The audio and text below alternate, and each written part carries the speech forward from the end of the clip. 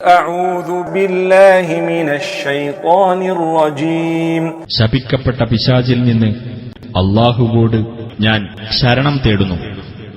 وإذا أنزلت سورة أن آمنوا بالله وجاهدوا مع رسوله استأذنك أولو الطول منهم وقالوا ذرنا نكن مع القاعدين.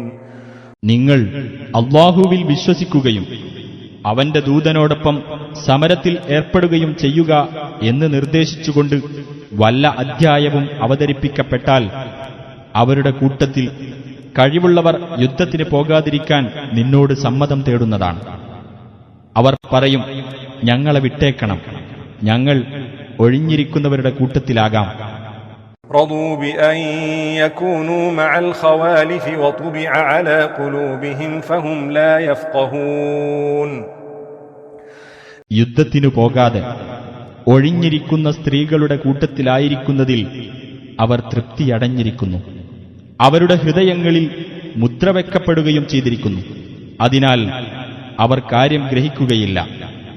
لكن الرسول والذين آمنوا معه جاهدوا بأموالهم وأنفسهم وأولئك لهم الخيرات وأولئك هم المفلحون.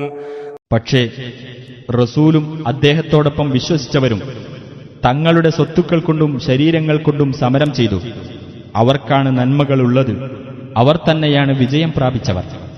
أعد الله لهم جنات تجري من تحتها الأنهار خالدين فيها ذلك الفوز العظيم.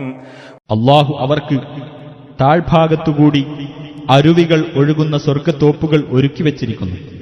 അവരതിൽ നിത്യവാസികളായിരിക്കും. അതത്രേ മഹത്തായ വിജയം.